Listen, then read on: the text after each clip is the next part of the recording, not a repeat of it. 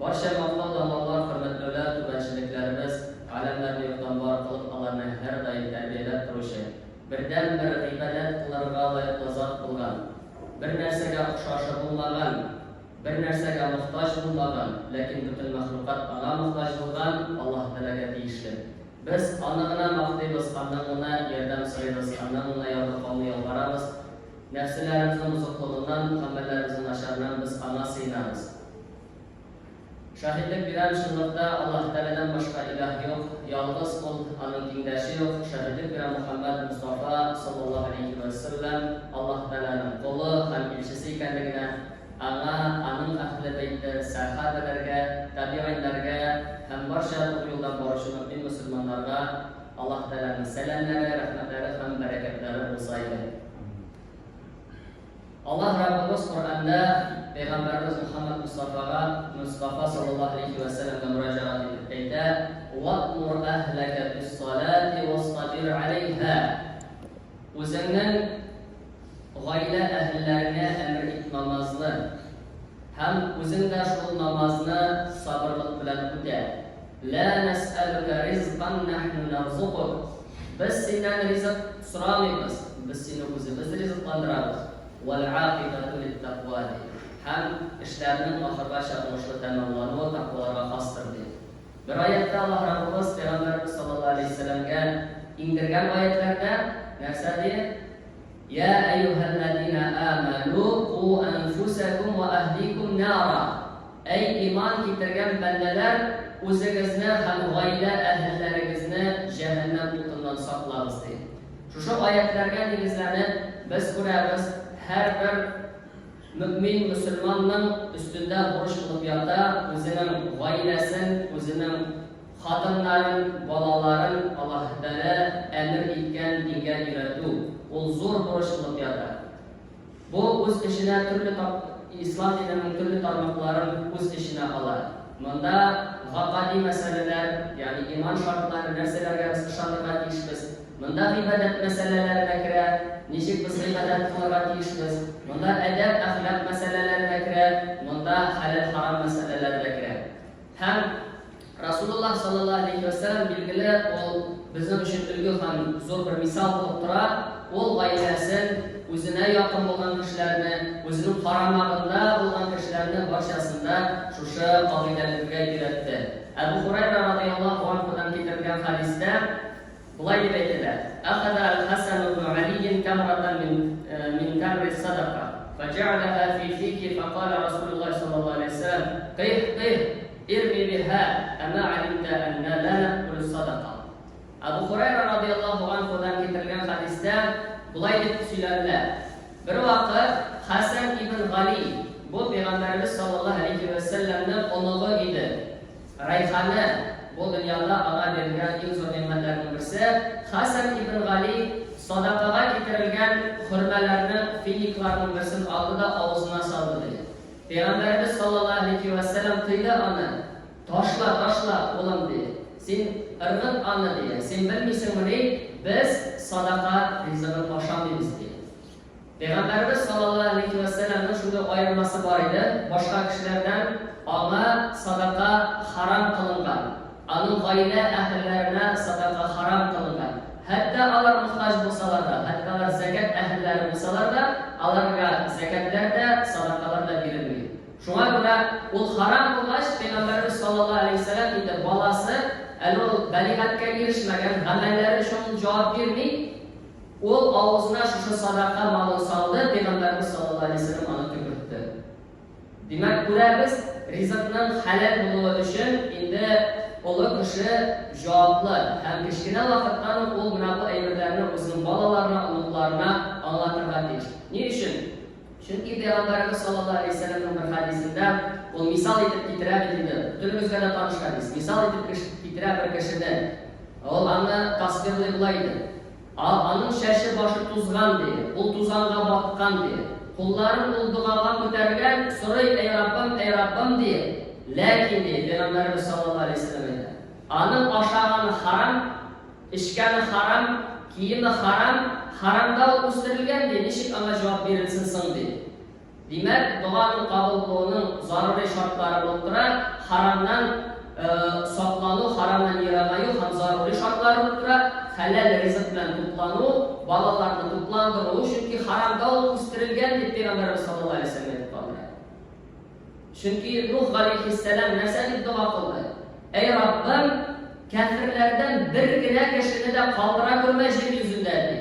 Chunki sen ularni qoldirsan, ular sening qullaringga fitna qilurlar dedi. Ham o'smas kafirdan boshqa birov dedi. Nega uchun shulay dedi Nuh alayhissalom? Nega uchun shu zo'r sabrlik egasi, zo'r marhamat egasi Nuh alayhissalom Alloh taolaga shulay deb anlatdi duosini? Chunki ol ura edi, uning turmushida u eson vaqtda uning yanına kelaydi, atisi ulun jitaklab aytaydi, "Mana o'g'lim deb, Nuh bu yolg'onchi menga ishona ko'rmadi. Men senga bobam, sening bobam menga aytgan so'zlarni yetkiraman" dedi. Shunga ko'ra mana bu ayollarni halal masalalar, bolalar ular javob bermaydi o'zlarining amallari uchun, lekin Allohga kichkinalarni qo'llatarga kerak, haromdan yiroq ketib bo'lmaganligini ham Alloh taolaning ashuna iddatidan yo'l ekanligi. Mana bu masalada Payg'ambarimiz sollallohu alayhi vasallam endi halal harom masalasini anlatdi. Ikkinchi masala, shulay bizning hali turmush halal harom bilan g'ibodat qilib bilan bitmay, turmushimizning islom dinining zo'r bir ulushi adab axloq normalari, adab axloq qoidalari olib turadi. Hadis عن أبي حفص عمر بن أبي سلمة عبد الله بن الأسد ربيب رسول الله صلى الله عليه وسلم قال: كنت غلاما في حجر رسول الله صلى الله عليه وسلم، وكانت يدي تطيش في الصحمة، فقال لي رسول الله صلى الله عليه وسلم: يا غلام، سم الله تعالى وكل بيمينك وكل مما يليك، فما زالت تلك تعمل بعض. Demak, hadis keltirilgan Abu Hafs Umar ibn Abi Salamadan. Abu Salama Payg'ambar sallallohu alayhi vasallamning eng birinchi sahobalarining birisi, eng hurmatli sahobalarining birisi, birinchilardan bu hijrat qilgan sahoba. U shunday deb taqvoli banda edi. Bir vaqt Abu Salama yanına xotini Salama keldi, hamda ayda deb bir-birimiz uchun duo qildi. Agar birimiz oldin o'lsa, birimiz boshqa kishiga nikohlashmaymiz dedi.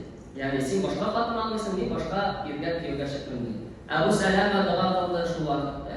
Ey Robbim, men o'lgach, Salamaga mendan yaxshiroq er nasib etsan dedi. Shundan so'ng Abu Salama g'ajablandi. Abu Salamadan da yaxshiroq er bo'laman dedi. So'ngan Abu Salama o'tirdi, ham endi uzoq o'tmay Payg'ambarimiz sollallohu alayhi vasallam Salamaning qo'lini so'rab keldi. Salama aytdi: "Mening endi yoshim da zo'r dedi, mening oilam da zo'r dedi, bolalar da ko'p dedi." Payg'ambarimiz sollallohu alayhi vasallam aytdi: "Sening oilang mening oilam." Ham mana shu oilada bo'lgan Umar ibn Abu Salamadan keltiriladi. U Payg'ambar sollallohu alayhi vasallamning tarbiyasida olingan bola bo'lib sanaladi. Yetim bolani Payg'ambar sollallohu alayhi vasallam farazli adab axloq qoidalarini beradi. Men diye Payg'ambar sallallohu alayhi vasallamning himoyasida, ya'ni saqlovi ostida, apiqusva deb aytilganda, shuning himoyasi ostida bo'lgan bir malay edim dedi. Bir vaqt ustal oldina rizqlar qo'ygach, men rizqqa savol-savolning yiroqroq bo'lgan ulushini qo'lni suzdim dedi. Shu vaqt Payg'ambarimiz sallallohu alayhi vasallam aytdi: "Ey yigit" dedi. Ixtibor etingizga deb Payg'ambar sallallohu alayhi vasallam murojaat etdi. "Ey yigit, malay shalay demay, qo'lini so'qmay, ey yigit, Alloh taolaning ismiga ol, bismillah deb ayt, ham o'zingga yoqim bo'lgan rizqni osha." Mana shu vaqtdan beri mening oshog'imning sifatini shunday bo'lib qoldi. Ya'ni bir vaqtda da men o'zimdan yiroqqa so'zilmadim, o'zimga yoqim bo'lganda bismillah deb oshadim. Mana bu masalada Payg'ambar sallallohu alayhi vasallam o'zining o'g'il o'g'il deb aytgan, o'zini osramaga olgan yetim bolani ko'rkam adab axloqini hikmat bilan beradi, ham shunday tabiiy taqvoda yosh musulmon bo'lib o'sadi. Albatta butunimizga da shu belgili hadis masalada Ibn Umar radhiyallohu anhu bizga rivoyat qilib, Rasululloh sallallohu alayhi vasallam aytadi: "Kullukum ra'in va kullukum mas'ulun an ra'iyatihi." Sizning har birigiz musulmonlar birini iskarida yo'qunda. Sizning har birigiz kutuvchi, ham har birigiz kutuvi uchun javob beradi. Ham Peygamberimiz sallallohu alayhi vasallam kimning narsa uchun javob berganini ko'rsatar. İratlarına cevap vermeyi, padişahlar türelerine cevap vermeyi, narsa deb Peygamberimiz sallallohu alayhi vasallam aytdi. El-imamu ra'in ve mas'ulun an ra'iyatihi. İmam kutuvchi ham kutuvi uchun javob beradi. Har bir masjidda belgilangan imom bor, u kutuvchi ummatning shunda keladigan mahallaning kutuvchisi ham unda shu mahallada bo'lgan tartib uchun javob berajak qiyomat kunida. İmam amama olda bosib turadi. Olda bosib turgach, u ularning ibodatlari uchun javob beradi. Peygamberimiz shunga ko'ra endi biringizda o'kalamangiz, agarda imomlarimiz sizga narsalar shiltani aytsa, narsalar qotirab aytib qo'ysa, chunki u qiyomat kunida javob beruvdan qo'rqibgina ishni shusha aytmaydi. Qay vaqtda qay bir kishiga borib chiqmagan qotirabda aytgan to'g'ri kelgan uchrashlar bor, yo'qligi. Ham endi mana shunga o'kalab bergan kerak deb Peygamberimiz sallallohu alayhi vasallam yumshoq deb bo'lgan deb nega boshqalar qoldi, qiris deb ularga endi dialoglar bildirgan kerakmi? O faqat mana shu javobdan qo'rqib mana shuni ishlaydi deb siz onlarga deysiz. Umar ibn al-Hattob radhiyallohu anhu xalifa bo'lgach, aniq shu xatni qadr kishi narsani qo'rqib yo'litirgan bo'ladi. Qiyomat kunida men qo'rqam, qoyadir Yifrat yilg'asi tirasida yurgan soriq obilib oyog'ini og'rittirgani uchun mendan so'rarlar, ey Umar, nega yo'llarimni sen yasamading, nega uni javob, nega ularga e'tibor qilmading deb so'rarlar deb qo'rqib yo'litirgan bo'ladi. Peygamberimiz sallallohu alayhi vasallam davom etadi. "Var-rajulu ra'in fi ahlihi va mas'ulun 'an ra'iyatihi." Irat kutuvchi o'zining ahli uchun javob berajak deb Peygamberimiz sallallohu alayhi vasallam anlatib qoldiradi. Lekin uchun javob bergan kerakmi? O'zining oila, o'zining qo'l ostida bo'lgan kishilar uchun sen javobli. Ularning halol haromni biladimi yo'qmi? Halol haromni ayirib o'sganmi yo'qmi? Bolalaring sening balig'atga erishgach g'avratlari qoplaganlarmi yo'qmi? Sen ularga o'zining e'tiborini berdingmi yo'qmi? Butunisi to'g'ridan sen so'ralashasan. Xotining seni qoplanganmi? Yo'qsa shar'iymi? Ana shunda sen javob berashasan. Xotinlarga javobda Peygamberimiz sallallohu alayhi vasallam "Wal mar'atu ra'iyatun fi bayti zawjiha." Xotin qiz erining uyida shulay kutuvchi deydi. "Va mas'ulatun an ra'iyatiha." Ham so'ralasha shu kutuvi uchun deydi.